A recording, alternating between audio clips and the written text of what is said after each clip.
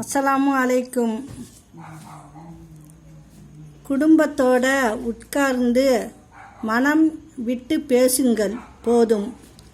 உடம்பு சரியில்லைன்னு மருத்துவமனைக்கும், மனசு சரியில்லைன்னு ஜோசியன்காரன்கிட்டையும், பொண்டாட்டி சரியில்லைன்னு கோர்ட்டுக்கும், பிள்ளை சரியில்லைன்னு ரோட்டுக்கும் போக வேண்டிய தேவையில்லை.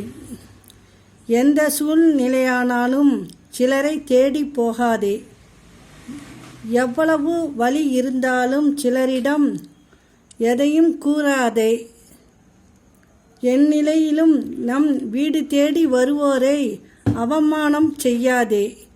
வசதி நிலையானதும் இல்லை, வறுமை தொடர்கதையும் இல்லை. வாசனை என்பது சில நிமிடம் வரை, வறுமை என்பது சில காலம் வரை, அழகு என்பது வயது உள்ளவரை, நல்ல உறவு என்பது உயிர் உள்ளவரை. மனம் உடைந்து சிந்தும் கண்ணீர் துளிகளுக்கு மதிப்பு மிக அதிகம். அதை மனிதர்களிடம் காட்டுவதை விட நீ வணங்கும் இறைவனிடம் காட்டிவிடு.